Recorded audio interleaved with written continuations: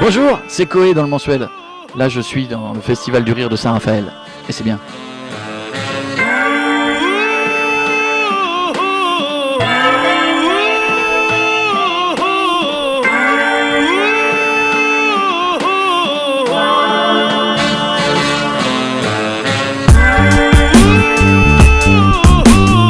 Ça raconte un mec qui a pas de chance puisqu'il meurt dès qu'il arrive sur scène, ce qui est quand même con. Le jour de son premier spectacle, je pense que je vais aller au paradis. Je suis persuadé. Oh oui. Une trace de pneu maintenant. C'est l'heure de quoi? C'est l'heure de... Ah, je suis mort. Oh non. Ah oui, c'est après 4 bourris, ça c'est normal. Ça. Vous êtes Dieu? Pas exactement. Ce sont-là. D'accord. Quittez pas. Je vous mets en attente.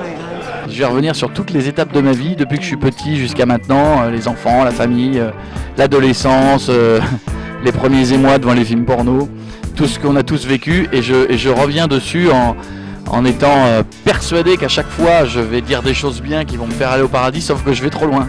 Et je peux pas m'empêcher d'aller trop loin, et voilà. Et comment ça se terminera, ça, faut rester pour le savoir, faut venir.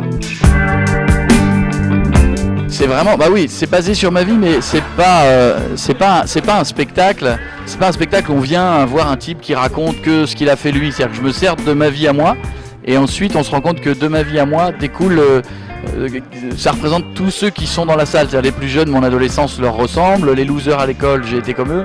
Les galères avec les nanas, j'ai vécu la même chose. Quand on se fait gauler par nos femmes parce qu'on a regardé une autre fille, voilà.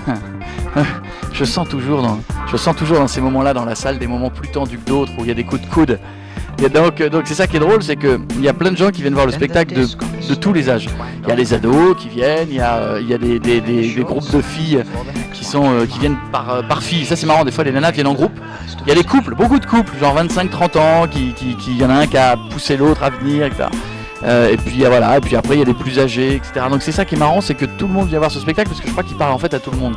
C'est pas un spectacle d'adolescence, c'est pas un spectacle de mec de 40 ans, c'est... je sais pas comment je pourrais le définir. Je crois que pour le coup il y en a pour tout le monde, ouais. Et ben alors, qu'est-ce que tu fais? Oh non, me lâche pas maintenant, merde!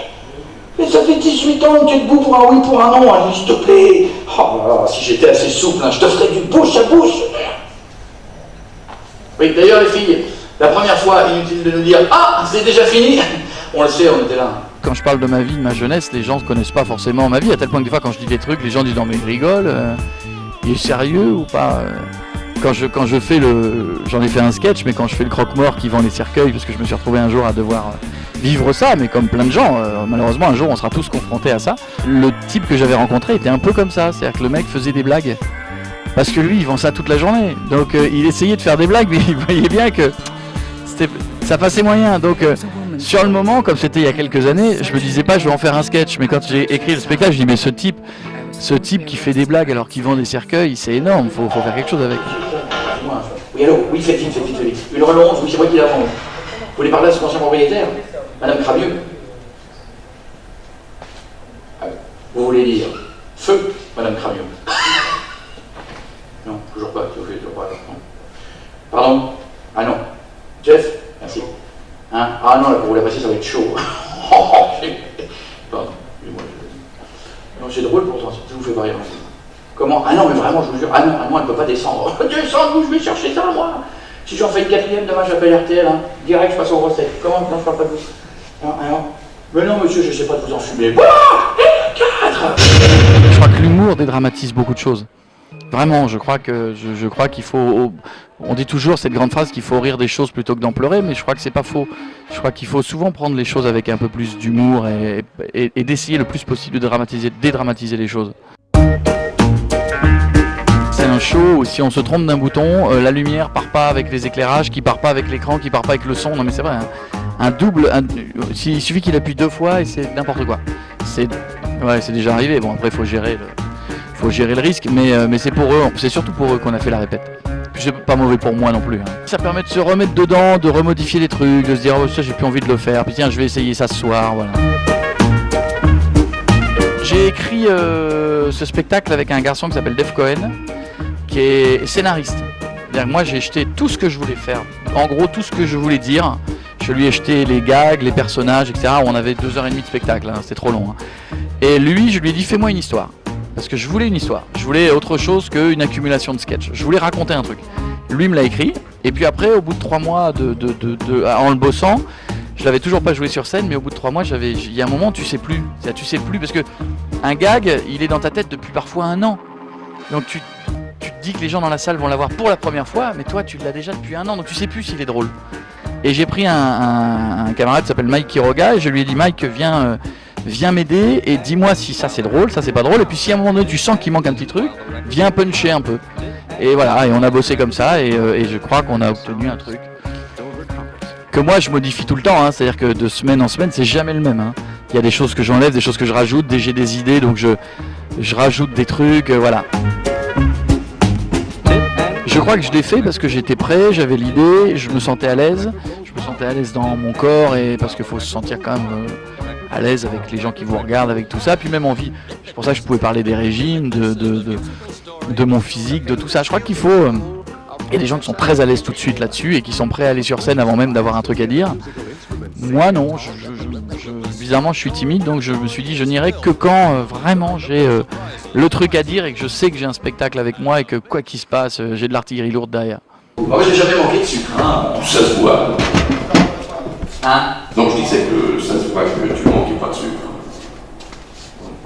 On a le droit de vanner le physique? Bah oui, on a le droit. Bah oui, j'ai toujours été un peu gros, c'est vrai. Mais j'ai fait des régimes aussi, tiens, d'ailleurs je vais continuer.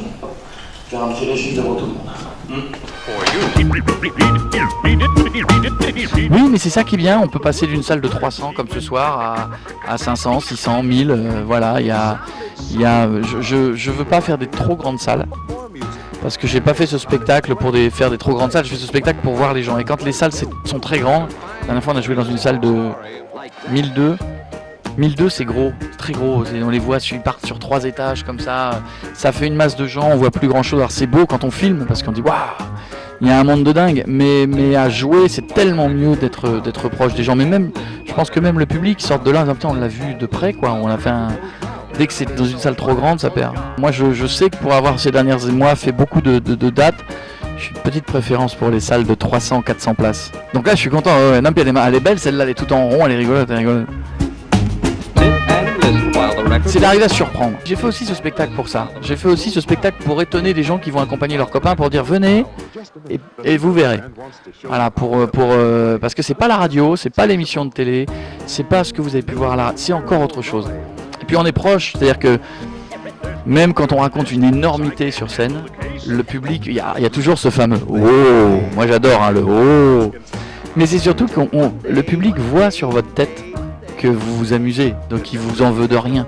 Il n'y a rien de méchant, il n'y a pas un truc méchant dans mon spectacle, il n'y a pas un pic, il n'y a que de la rigolade. Donc quand vous dites les choses, même quand ça génère un petit « oh », les gens se marrent parce que voilà, ils voient tout de suite. Ça, à la radio, on ne l'a pas par exemple. Ce côté petit sourire, ce côté complicité.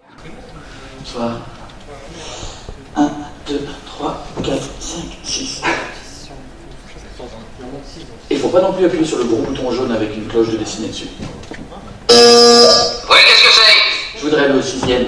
Bah, si tu veux aller au 6e, tu vas au 6e. J'en ai rien à foutre, moi. Et là, quand la porte se ferme, il y a comme un balèze. Même s'il n'y a qu'une personne, on n'ose pas la regarder dans les yeux. Alors on va commencer à chercher du coin du regard, un petit coin de l'ascenseur où on ne pourra pas croiser les yeux du type. Et on va même commencer à chanter une petite chanson pour se donner un peu de contenance. Et dès qu'on recroise le regard de l'autre, on ne peut pas s'empêcher de faire un sourire idiot.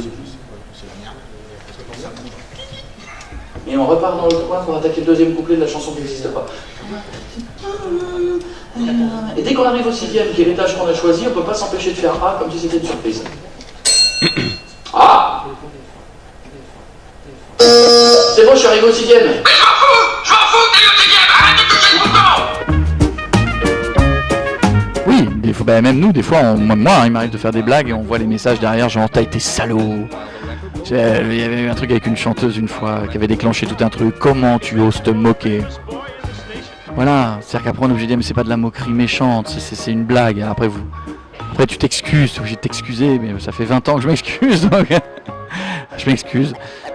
Well, that's the end of my story. But before I leave, I want to say goodbye.